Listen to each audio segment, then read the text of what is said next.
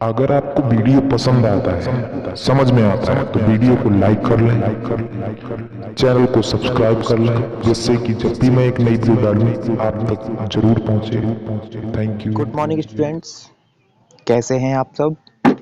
I hope आप सभी ठीक होंगे, अच्छे होंगे और घर पर होंगे और सुरक्षित होंगे।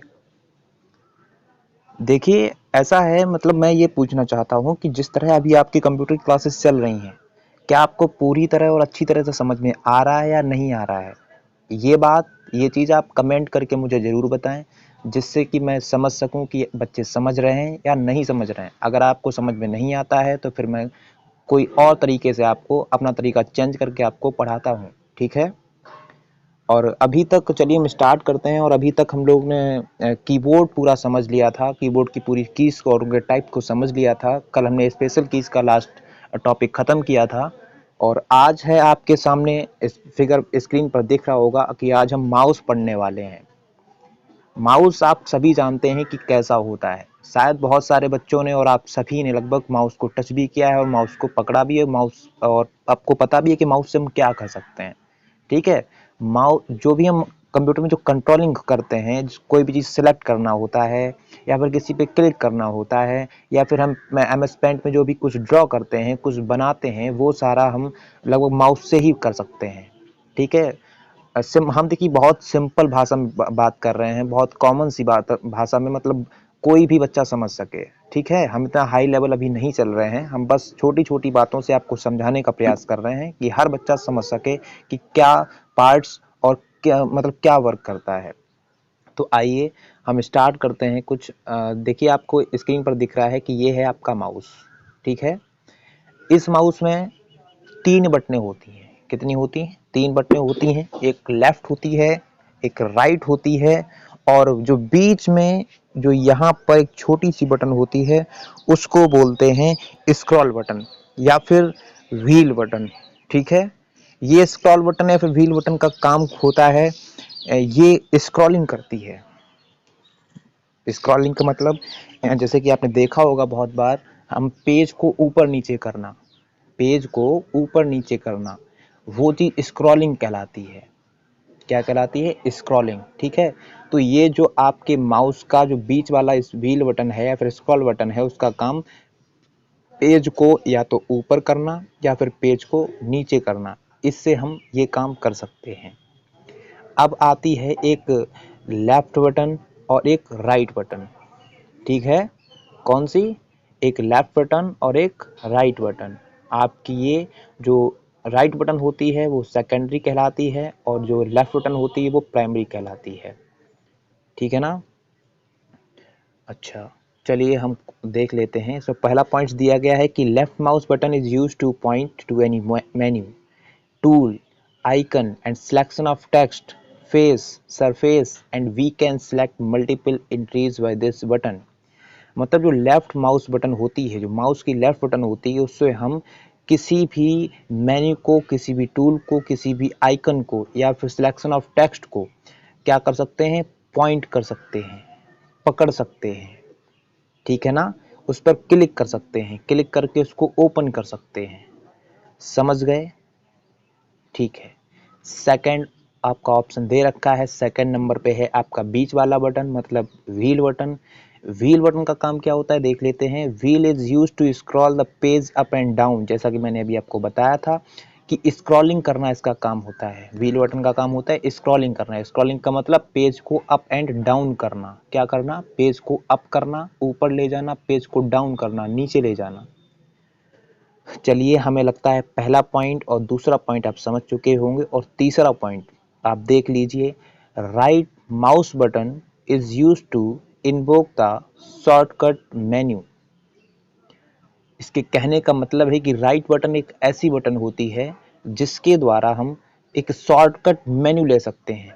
शॉर्टकट मेन्यू, अब आप समझ रहे हो शॉर्टकट क्या है, इससे हम कैसे कर सकते हैं। देखिए, ऐसा है जैसे कि आपको आपकी डेस्कटॉप स्क्रीन पर बहुत सारे छोटे छोटे फोल्डर्स दिखते हैं।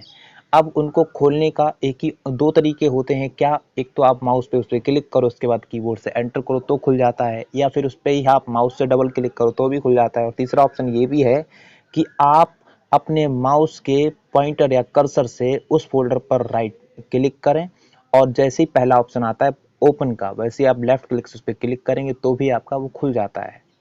ठीक है ना, बहुत सारे काम हम इस राइट बटन से कर सकते हैं कहीं पर भी और किसी भी वक्त। शायद इतना समझ में आ गया होगा।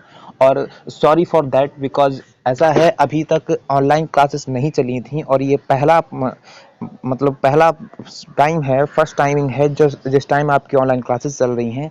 और शायद इसमें बीच में कोई मतलब मिस्टेक हो सकती है पढ़ाते टाइम, तो इसलिए आई एम रियली सॉरी। और मैं इस चीज़ का बहुत मतलब को प्रयास कर रहा हूँ कि गलतियाँ ना हो, लेकिन अगर कोई गलती हो जाती हो तो सॉरी फॉर।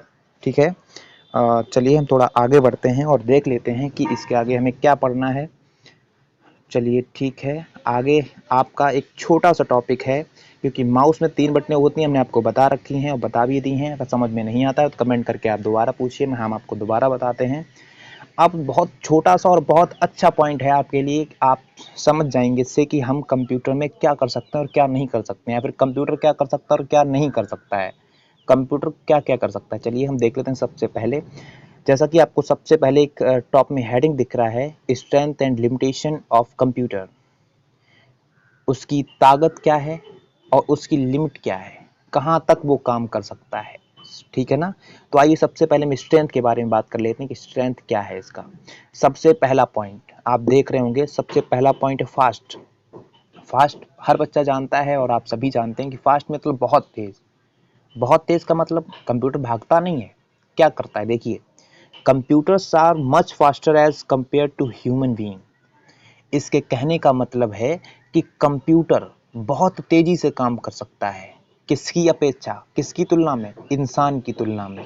जैसा कि आपने देखा होगा कि अभी आप किसी भी पर्सन को, या फिर अभी सपोज मैं आपसे ही पूछ दूं, आपसे ही कोई कैलकुलेशन या फिर कुछ सवाल कर दूं अभी बैठे बैठे, जैसा कि मैं बोल रहा हूं, और आप फटाफट उसका जवाब नहीं दे सकते हैं, या फिर आपको सुबह से लेकर शाम तक कोई काम करने को दिया जाए तो आप 24 घंटे लगातार वो काम नहीं कर सकते हैं, बिकॉज आप थक जाते हैं।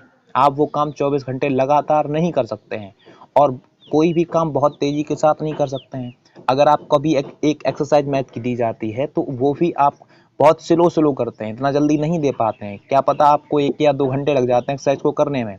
लेकिन अगर वही एक्सरसाइज, वही कैलकुलेशन या फिर वही काम कंप्यूटर को दिया जाए तो शायद है कि कुछ ही सेकंड्स फिर कुछ ही मिनट्स लगेंगे, जिसमें कि आपकी पूरी पूरी एक्सरसाइज, क्या पूरी पूरी बुक्स की एक्सरसाइज लग के और आपको सोल्यूशन मिल सकता है।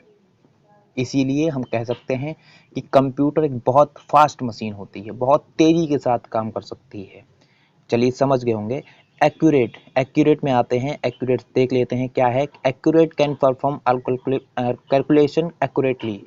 एक्यूरेट मतलब बिल्कुल सही और शुद्ध, मतलब कोई चांस ही नहीं कि उसमें कुछ गलत हो जाए। इतना मतलब कंप्यूटर पे एक्यूरेट होता है, इतना मतलब विश्वास होता है कि हाँ भैया ये हमें जो काम कैलकुलेशन करके देगा वो बहुत ही बिल्कुल सही होगी।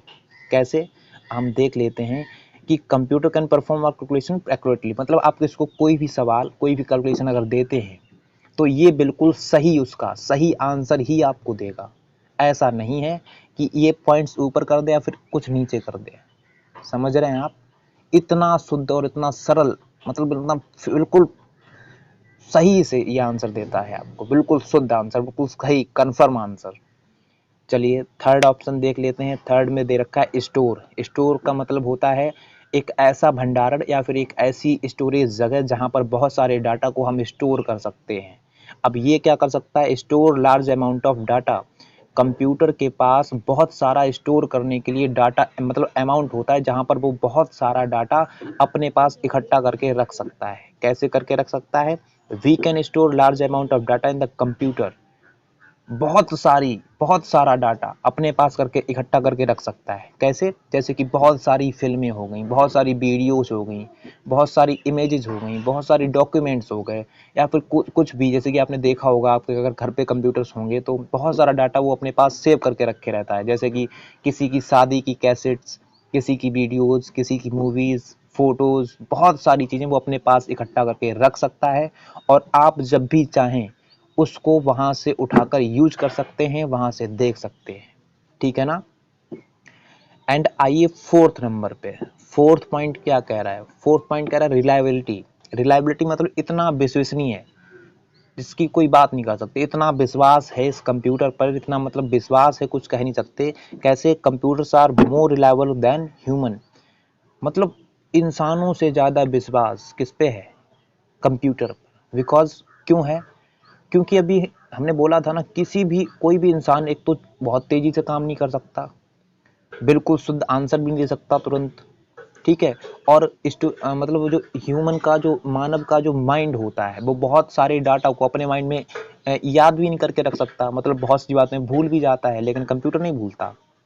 रिलायबिलिटी इतना विश्वसनीय है कि जो ये जो जितने भी आंसर्स देगा या फिर जो कुछ भी देगा वो बिल्कुल सही ही होंगे।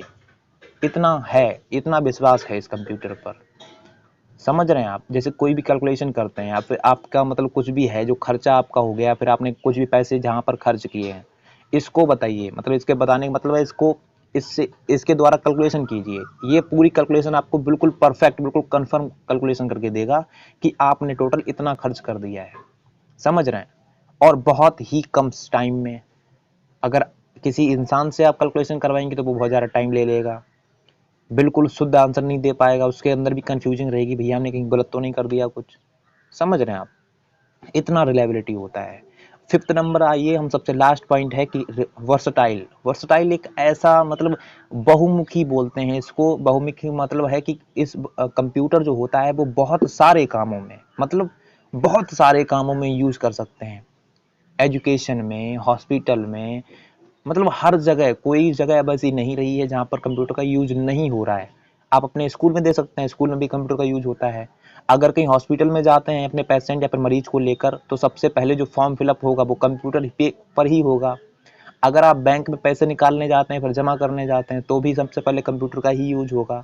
किसी दुकान पर आप अगर फोटो कॉपी करवाने जाते हैं या फिर कोई फॉर्म फिलअप करवाते हैं या फिर कुछ भी देखते हैं, कुछ भी करते हैं, तो कंप्यूटर का यूज होता है। आप मतलब एटसेट्रा कहीं भी आप जाएंगे तो कंप्यूटर का यूज आपको मिलेगा। इसीलिए कहा गया है कि computer can perform variety of operation on the same data set. मतलब किसी भी एरिया में कंप्यूटर का आप लगा दें और वो उसी उसी एरिया में उसके जैसा काम करके दिखाएगा।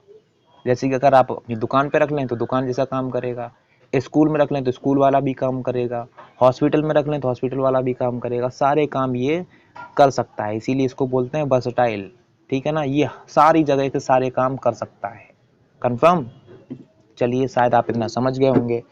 अब आइए आप लिमिटेशन पर। लिमिटेशन क्या है? क्या क्या ये काम नहीं कर सकता है, या फिर इसके पास क्या क्या नहीं होता है। जैसे कि सबसे पहला पॉइंट आपको दिख रहा होगा, सिंपल सा, नो आईक्यू केबल, मतलब आईक्यू लेवल, सॉरी। इसके पास कोई आईक्यू लेवल नहीं होता है, इसके पास अपना कोई माइंड नहीं होता है। जैसे कि इंसानों के पास अपना माइंड है, इंसान अपने आप खुद सोच सकते हैं, लेकिन कंप्यूटर क्या नहीं कर सकता? सोच नहीं सकता, इसके पास आईक्यू लेवल है ही नहीं। इसीलिए कहा जाता है कि कंप्यूटर कभी भी कोई गलती नहीं करता है, और कंप्यूटर अगर गलती करता है तो वो गलती यूजर के द्वारा, मतलब हमारे द्वारा ही दी जाती है, हमारे द्वारा की जाती है। अगर आप कंप्यूटर को कुछ गलत देंगे तो ही वो आपको गलत दिखाएगा। अगर आप उसको गलत नहीं देंगे तो वो गलत नहीं कर सकता है। समझ रहे हैं आप? इसीलिए कहा जाता है कि उसके पास नो आईक्यू लेवल, उसके पास आईक्यू लेवल ही नहीं है, उसके पास कोई माइंड ही नहीं, उसके पास सोचने की क्षमता ही नहीं है कि वो कोई सोच कर और आपको सही आंसर दे। मतलब है कि जो आप उसको इनपुट देंगे उसी को प्रोसेस करके वो आंसर देगा। ऐसा नहीं कि वो खुद सोच ले कि ये गलत है, ऐसा नहीं। जो आप उसको दोगे उसी प्रोसेस करके आपको वो देगा। समझ रहे होंगे आप? चलिए, सेकंड नंबर है कि वर्क ऑन इलेक्ट्रिसिटी। जो कंप्यूटर होता है वो इलेक्ट्रिसिटी पे काम करता है, बिजली से चलता है, बिजली पे ही काम करता है। अब इंसान है, इंसान तो बिजली से चलता नहीं है, इंसान तो खाना खाता है। अब आप ये सोच रहे होंगे, यार हम खाना खाते हैं तो कंप्यूटर को खाना खिला दें तो वो चलेगा? नहीं भैया, ऐसा नहीं हो सकता।